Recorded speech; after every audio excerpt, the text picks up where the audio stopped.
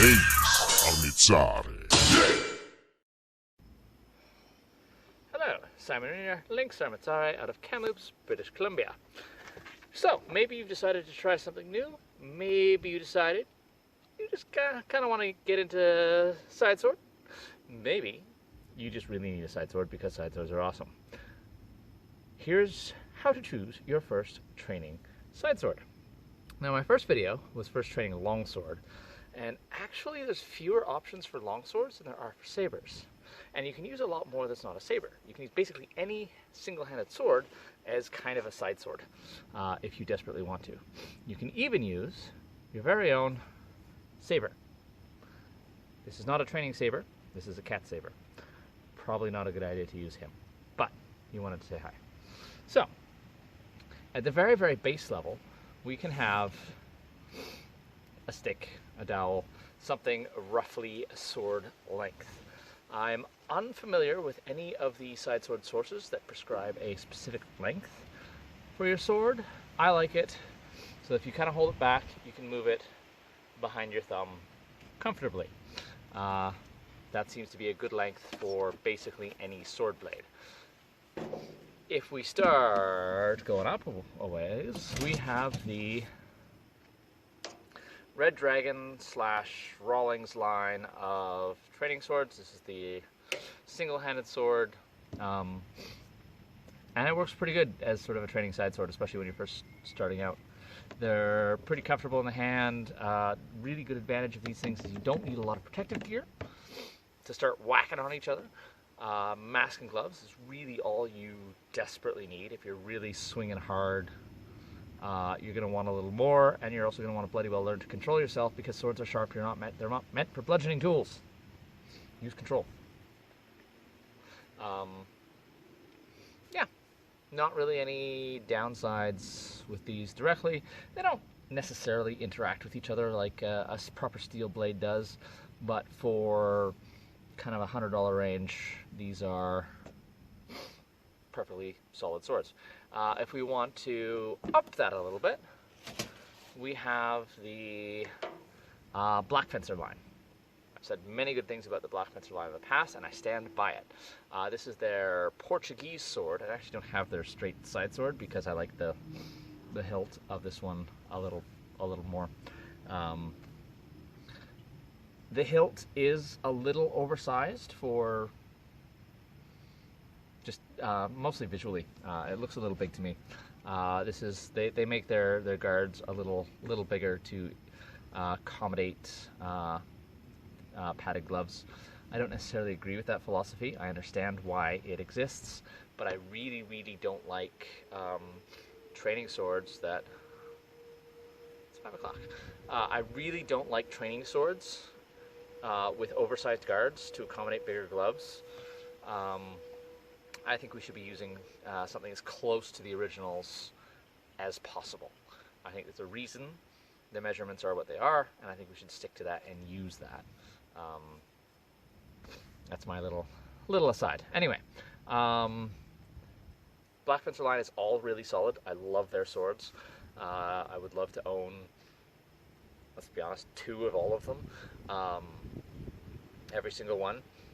This one is really, I really enjoy it. Really like playing with it. The blade is slightly shorter, a couple inches shorter than I would prefer, but well within the range of historical side swords. The only real downside is because the blade, being nylon, is so thick, it makes it feel a little weird when you're either fingering the guard or gripping onto the blade. It does feel a little strange, but all in all, good option. I would definitely buy more of these, and probably will at some point, because I teach this stuff, and so having extra. These are, again, a little more expensive. They're the sort of in the $200 range,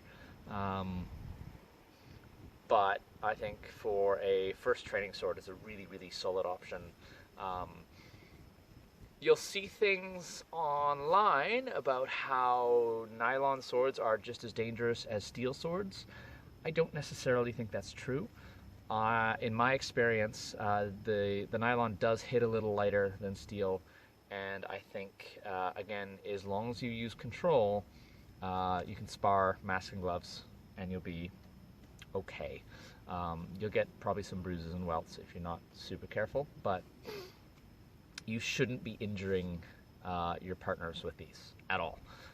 If you are, you're probably doing something wrong. And I've done enough cutting to know that you don't need to hit someone enough to damage them with a blunt object. Anyway, moving on to sort of the next options. This is kind of the steel that I started with back forever ago now. It is the Hanway, it goes by various names, the Practical Knightly, the Practical William Marshall, and it makes a semi-decent side sword. It's a little heavy, a little chunky, but if it's what you got, it's perfectly serviceable.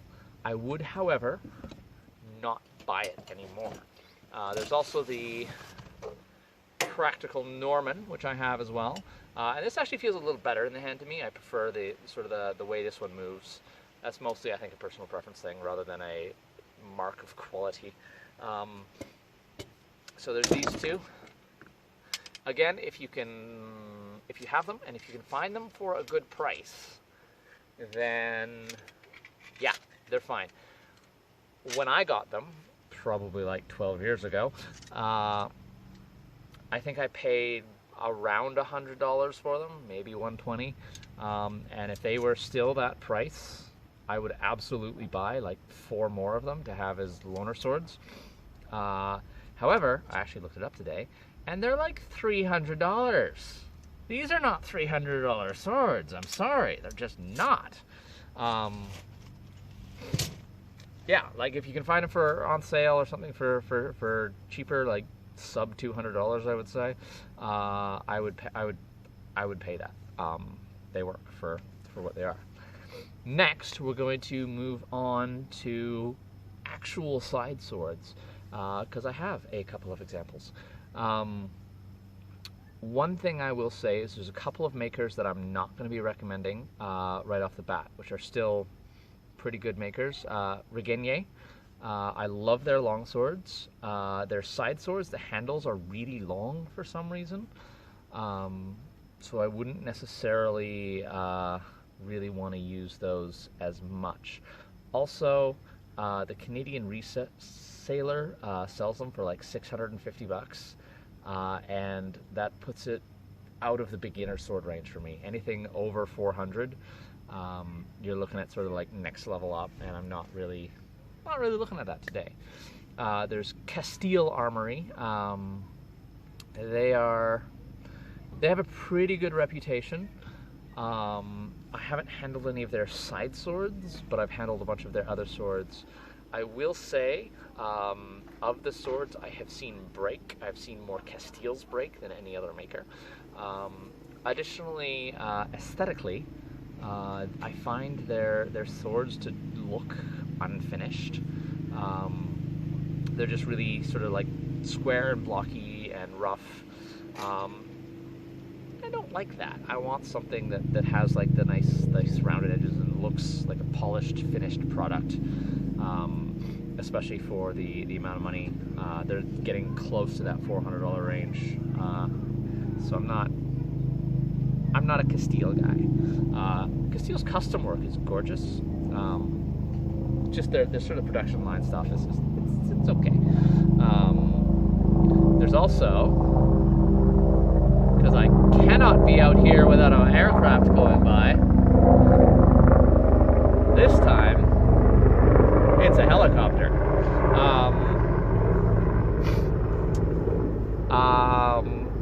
There's Poker Armory, does sort of a base level side sword, and again that gets into the problem of their guards are ridiculously oversized, and I think they look kind of ridiculous to accommodate the glove. And if you're in a place where you need, or for whatever reason have the requirement of those big gloves, yeah, okay, maybe, but I haven't handled them, so I can't say for sure. Trying trying to think if there's anyone else that really does. There's what is it, Malleus Martialis? They do nice side swords, but again, that's getting into the higher price bracket. What I really want to talk about is Caveton. Caveton does some amazing work for some amazing prices. I have in my possession right now, not mine necessarily, I have the Caveton Sidesword #1 and the Caveton Sidesword #2, and it just took out my barbecue, so you know it's good. The #1 is the one that I think more people have. It's kind of a little weird. The blade is very thin. It's almost a short rapier blade. And as sort of like a tiny rapier, I really like it. I'm not... yeah. It's kind of like somewhere between a rapier and a side sword, which I don't always like, but in this case, this is nice enough they can get away with it. It's got good sort of action in the cut, good motion. This one especially feels absolutely weightless in the hand, but has surprisingly strong blade presence, which is something I always look for in swords.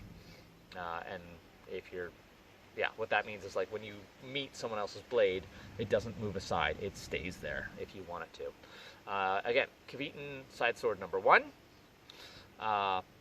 If you like it, go for it. These little zoop zoops, I was actually surprised. They provide a surprising amount of protection against cuts to your hand just by the fact that they are there. I wasn't expecting that, but it was a pleasant surprise. Or unpleasant surprise, because I'm usually fighting against it. This one, the Caveton #2. This is a true side sword. Not necessarily fond of just how asymmetrical it is. I would prefer like a little something there to sort of match out the sort of knuckle protection here. But other than that, I am really, really happy with the sword. It's so lively in the hand. This one and the Caveton #1 are both the same price at about $350, which is really good for